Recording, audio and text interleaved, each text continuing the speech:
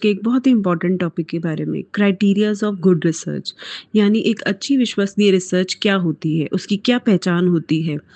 एक रिसर्च की क्वालिटी उसकी क्वांटिटी से ज़्यादा इम्पोर्टेंट होती है। चलो हम एक-एक करके गुड रिसर्च के क्राइटेरियाज़ को समझते हैं। सबसे पहला और इम्पोर्टेंट क्राइटेरिया है रिसर्च का पर्पस क्लियर होना चाहिए। मतलब the purpose of the research should be clearly defined.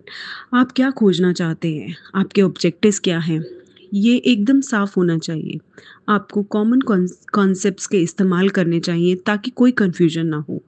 मान लो आपका टॉपिक है जयपुर के किसी प्राइवेट हॉस्पिटल में नाइट शिफ्ट नर्सेस के स्ट्रेस लेवल का स्टडी करना। ये एक क्लियर पर्पस है। अगर आप सिर्फ कहते हैं नर्सेस का स्ट्रेस, तो ये बहुत ही वेग यानी कि अस्पष्ट होगा। आपको साइंटिफिक होना पड़ेगा कि कहाँ की नर्सेस हैं, कौन सी शिफ्ट है और आप क्या मेजर करना चाहते हैं। तो आगे बढ़ते हैं दूसरे क्राइटेरिया की ओर। The second is systemic and logical approach. मतलब a good research is systemic and logical. मतलब रिसर्च की असली रिसर्च एक ऐसी संरचना है, रिसर्च का जो स्ट्रक्चर है वो ऐसा होना चाहिए जिसमें पहले से तय किया जाए कि स्टेप्स एक स्पेसिफिक सीक्वेंस में फॉलो किए जाएंगे। इसका मतलब ये नहीं है कि आप क्रिएटिव नहीं हो सकते, लेकिन आप गेसिंग या इंट्यूशन से कंक्लूजन भी नहीं निकाल सकते। इसके साथ ही रिसर्च लॉजिकल भी होनी चाहिए, यानी रिसर्च को लॉजिकल रीजनिंग के नियमों से गाइड किया जाना चाहिए। इंडक्शन से डिडक्शन की तरफ। इंडक्शन का मतलब होता है एक पार्ट से होल की तरफ, और डिडक्शन का मतलब है प्रिमाइस से कंक्लूजन की तरफ। दोनों ही रिसर्च को आगे बढ़ाने में बहुत इंपॉर्टेंट रोल प्ले करते हैं। एक एग्जांपल से समझते हैं।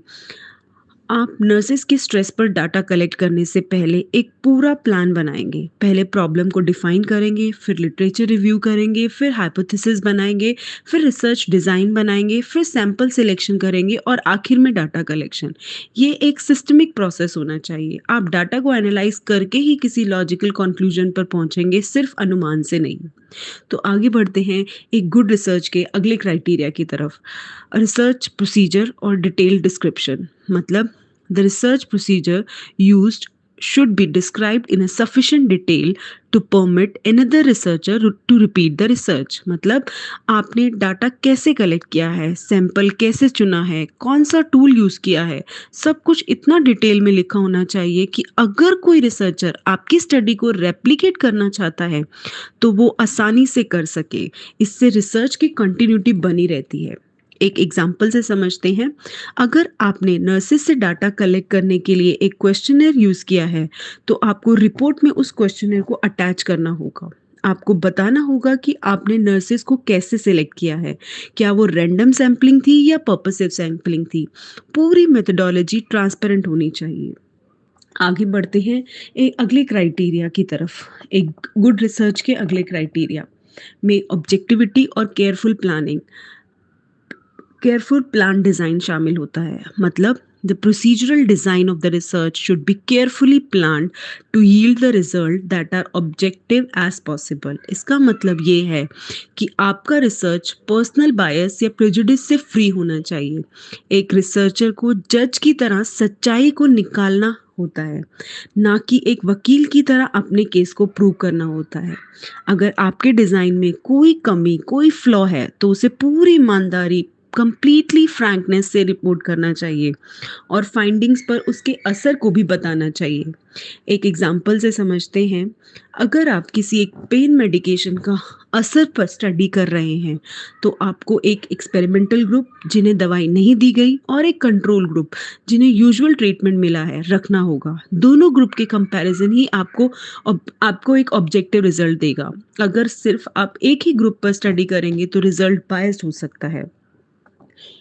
अगला गुड अगले क्राइटेरिया की तरफ बढ़ते हैं। पांचवा criteria that is a good research is empirical and replicable. एक गुड रिसर्च एम्पेरिकल होनी चाहिए। इसका मतलब है कि रिसर्च रियलिटी से जुड़ी होनी चाहिए और ऐसे कॉन्क्रीट डाटा पर आधारित होनी चाहिए जिसे ऑब्जर्वेशन या एक्सपेरिमेंट से वेरीफाई किया जा सके। इससे रिसर्च के रिजल्ट को एक्सटर्नल वैलिडिटी मिलती है। इसके अलावा a good good research is replicable. मतलब एक रिजल्ट को वेरीफाई करने का मौका देता है। एक रिसर्च रिजल्ट को वेरीफाई करने का मौका देती है। अगर कोई और आपकी स्टडी को रिपीट करके सेम रिजल्ट पाता है, तो आपकी कंक्लूजन पर विश्वास बढ़ता है। एक एग्जाम्पल से समझते हैं। पेशेंट सेटिस्फेक्शन पर आपकी रिसर्च के जो भी नतीजे निकलते हैं, वो आपके कलेक्ट किए हुए डाटा पर बेस्ड होने चाहिए, ना कि आपकी पर्सनल फीलिंग पर। और आपका मेथोडोलॉजी इतना साफ हो कि दूसरा रिसर्चर भी दिल्ली के किसी हॉस्पिटल में अगर वही स्टडी रिपीट करे, तो उसके रिजल्ट भी सेम आए और वो वेरीफाई कर सके। अगले क्राइटेरिया की तरफ बढ़ते हैं। अ good research has a data analysis and conclusions. The analysis of the data should be sufficiently adequate to reveal its significance, and the method of analysis used should be appropriate. आपने जो data collect किया है उसकी validity और reliability को भी ध्यान से चेक करना चाहिए।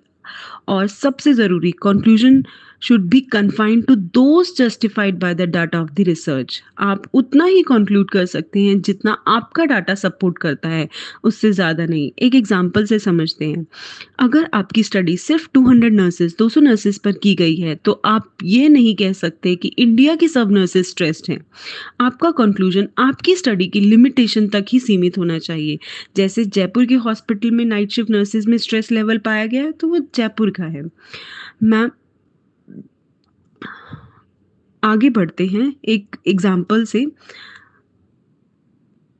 Greater confidence in research is warranted if the researcher is experienced, if the researcher is experienced, has a good reputation in research and is persons of integrity। मतलब एक अनुभवी और ईमानदार रिसर्चर के काम पर ज़्यादा भरोसा किया जाता है।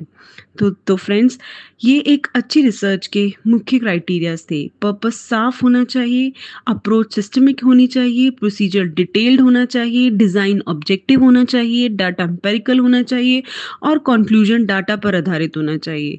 अगर इन सभी बातों का ध्यान रखा जाए, तो जो रिसर्च मिलेगी वो ज्ञान का भंडार होगी और एक अनमोल याद योगदान देगी रिसर्च में। अगर आपको ये वीडियो पसंद आया हो तो लाइक, शेयर और सब्सक्राइब करें और कमेंट में बताएं आप अगला वीडियो कौन सा देखना चाहते हैं। Thank you. Happy learning.